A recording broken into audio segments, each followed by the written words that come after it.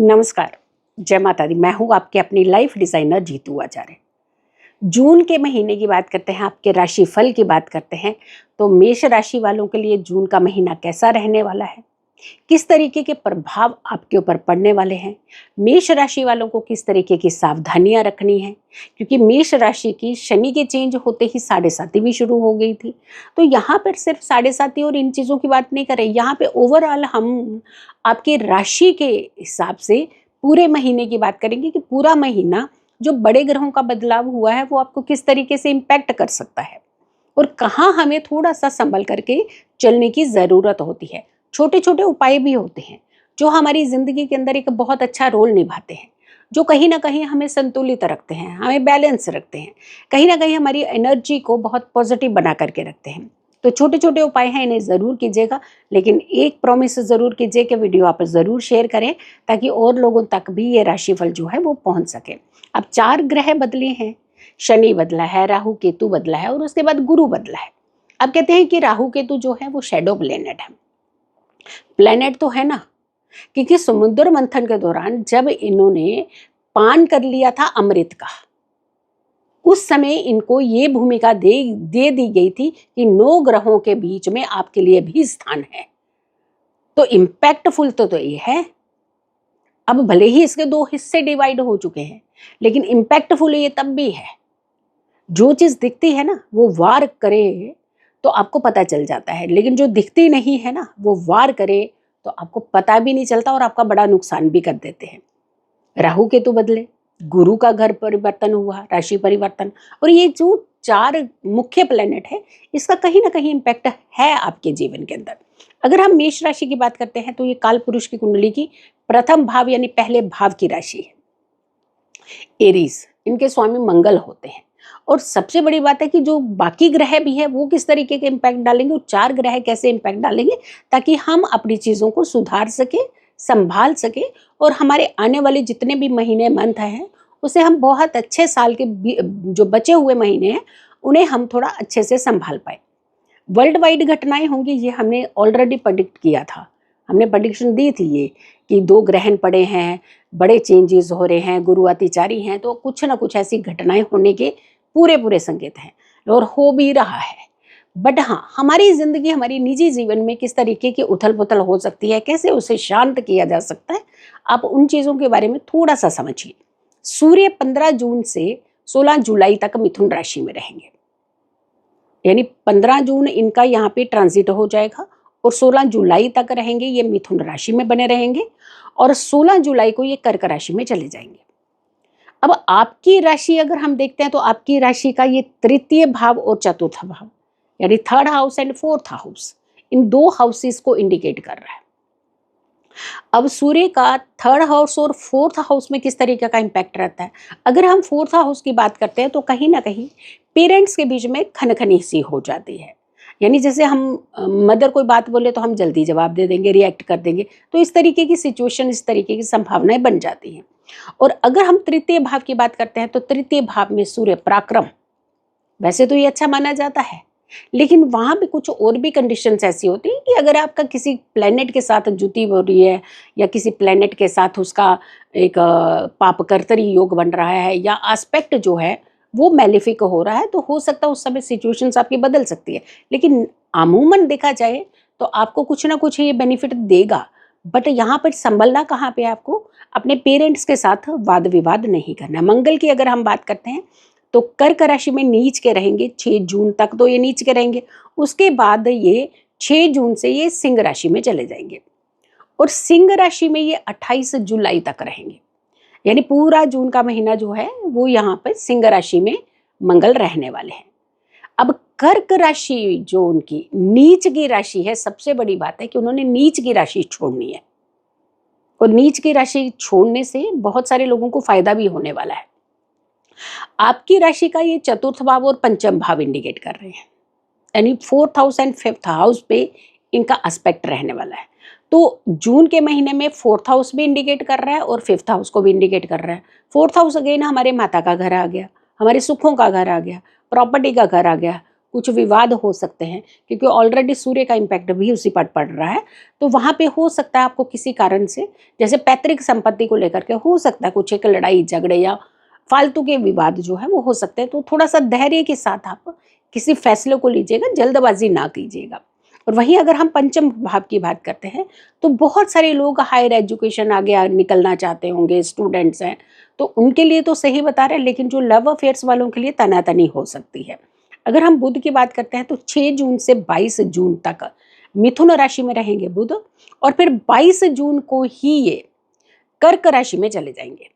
यानी 22 जून की ही रात में तक ये कर्क राशि में प्रवेश कर चुके होंगे, जो आपकी राशि का तृतीय और चतुर्थ भाव हो गया।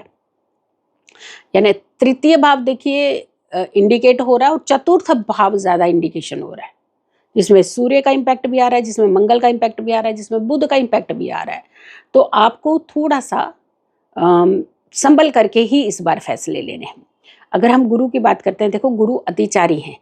गुरु का जो राशि परिवर्तन है ये बहुत सारी चीज़ों के अंदर उथल पुथल मचा चुका है और आगे भी मचाने वाला है।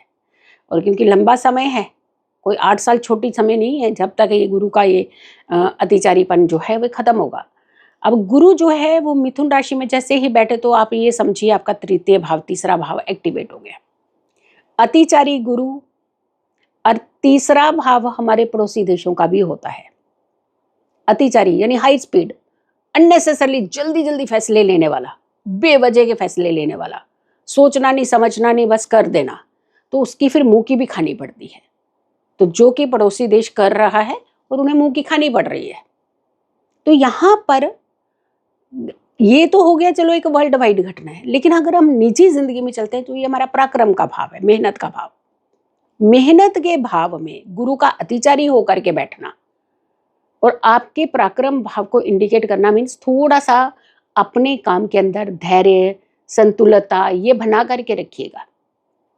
हर चीज में जल्दबाजी अच्छी नहीं होती, लेकिन हाँ जहाँ जरूरत के बाद जल्दी का फैसला लेना होता है वहां ले सकते हैं, लेकिन हर जगह नहीं जल्दबाजी, तो वहां थोड़ी सी आपको संभलना है। अगेन देखो चतुर्थ भाव और तृतीय भाव कितना ज्यादा इंडिकेट हो रहा है ग्रहों के हिसाब से। और जून का महीना आप सोचिए, जून के महीने का राशिफल देखिए कितना इंपॉर्टेंट है। हाँ छोटे छोटे उपाय हैं, उसमें आपने घबराना नहीं है, कुछ रेमेडीज हैं उसे आप कीजिएगा ज़रूर, क्योंकि रेमेडीज करने से हमें बहुत ज़्यादा एक कहते हैं ना एक सहायता मिलती है, एक सपोर्ट मिलती है अपने मनोबल को बनाए रखने के लिए। लेकिन एक प्रॉमिस कीजिएगा कि ये वीडियो को शेयर ज़रूर कीजिएगा, क्योंकि हम लोग क्या कहते हैं वीडियो देखी बस अपने पास रख ली, दूसरों को भी पहुँचा दीजिए ताकि और लोगों को भी ये फ़ायदा हो सके। तो सपोर्ट है ना, एक तरह का ये एक कम्युनिटी के लिए आप वर्क कर रहे हैं, आप भेज दीजिए लोगों को, लोग भी देख पाएंगे इस वीडियो को। शुक्र की बात करते हैं तो 31 मई को शुक्र मेष राशि में यानी आप ही की राशि में बैठ गए। मीन राशि छोड़ दी उन्होंने, उच्च की राशि थी उनकी, छोड़ दी उन्होंने, और अब मेष राशि में ये 29 मार्च से जो 7.5 भी आपकी लगी है ना, वो मेष राशि की ही लगी है। और वहीं पे अब देखिए आपकी मेष राशि में जो है वो शुक्र भी बैठ गए हैं। तो लग्न में शुक्र का कहीं ना कहीं इम्पैक्ट ठीक रहता है। अगर एक चीज डिस्टर्ब कर रही है तो एक चीज आपको कुछ फायदा भी दे देगी। यानी कहने का मतलब यह है कि अगर खर्च बढ़ रहे हैं तो पैसा भी आपके पास आएगा, क्योंकि शुक्र लग्जरीज हैं और आपके जीवन के अंदर कुछ लग्जरीज को इंडिकेट कर ही रहा है। वो जो सपने हैं, कुछ लेना चाहते हैं, खरीदना चाहते हैं, बहुत समय से अपने हाथ रोक करके आपने रखे थे, बट मुझे लगता है कि अब आप खरीद पाएंगे। और अगर हम करते हैं शनि की बात, देखिए शनि राहु केतु, थोड़ा सा इन ग्रहों के ऊपर आपको ध्यान देने की ज्यादा जरूरत है। 29 मार्च से शनि जो है वो मीन राशि में बैठ चुके हैं, उन्होंने अपनी कुंभ राशि छोड़ दी। मेष राशि वालों की तो 7.5 शुरू है, कुंभ का तो आखिरी चरण है, और मीन वालों का तो मिडल चल रहा है। तो ऐसे में सबसे बड़ी बात है कि आपको आपकी राशि को जिसने 7.5 लगाई है ना, तो आपको थोड़े से फैसले अपने बहुत समझदारी से करने चाहिए। आपको हायतोबा नहीं मचानी है, आपको जल्दीबाजी नहीं मचानी है।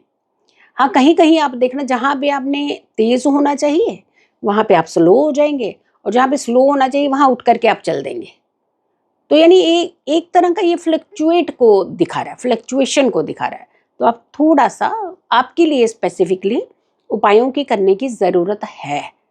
हम उपाय आपको देंगे, लेकिन उपायों को आप शेयर भी ज़रूर कीजिएगा, वीडियो शेयर ज़रूर कीजिएगा। अब हम राहु की बात करते हैं, क्योंकि राहु और केतु की जब हम बात करते हैं तो ग्रहों के अंदर इनको स्थान तो मिला हुआ है, भले ही शैडो प्लेनेट है। 18 मई से कुंभ राशि में राहु का ये जो प्रवेश हुआ है ना, क्योंकि ये उल्टी चाल चलते हैं, मीन से कुंभ की तरफ आगे हैं, उल्टा चलने वाले प्लेनेट। आपकी राशि का कौन सा भाव हो गया? 11वां भाव। अब मैंने आपको पहले भी कहा ना कि पैसा भी आएगा लेकिन खर्च भी बढ़ेंगे।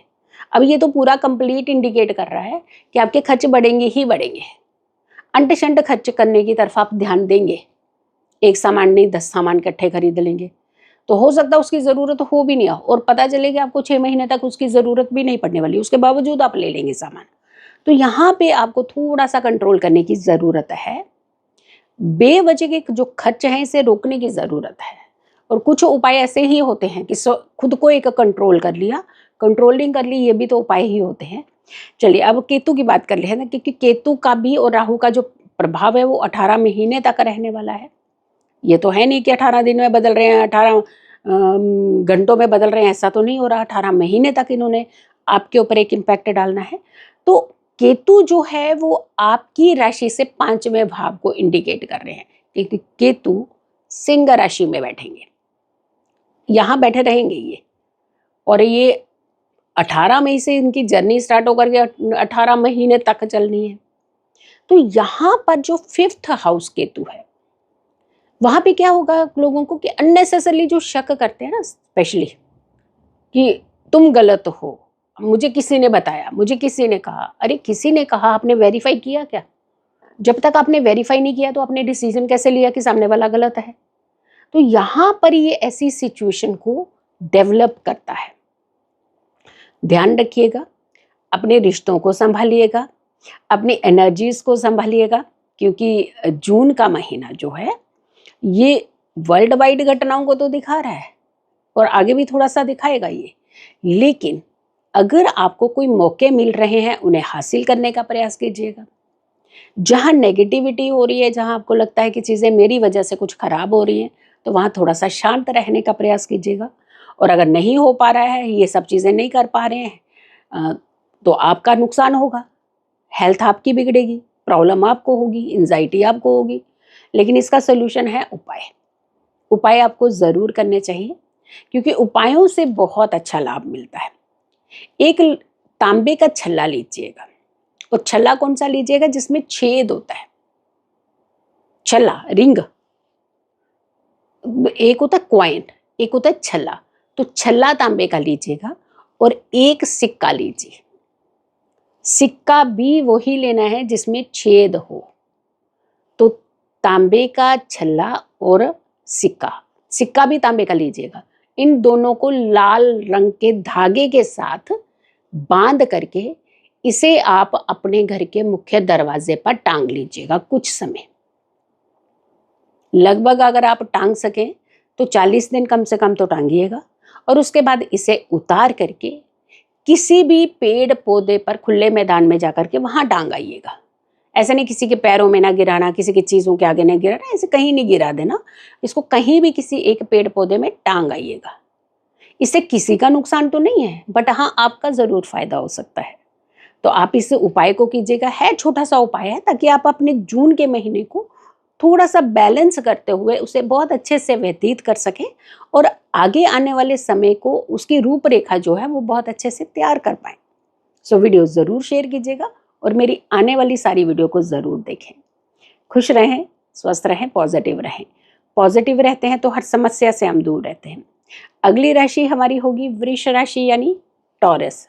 तो टॉरस वालों के लिए जून का महीना कैसा रहेगा, किन किन चेंजेस को करने की इन्हें ज़रूरत पड़ सकती है, छोटे छोटे उपाय इनके मनोबल को कितना बढ़ा सकते हैं।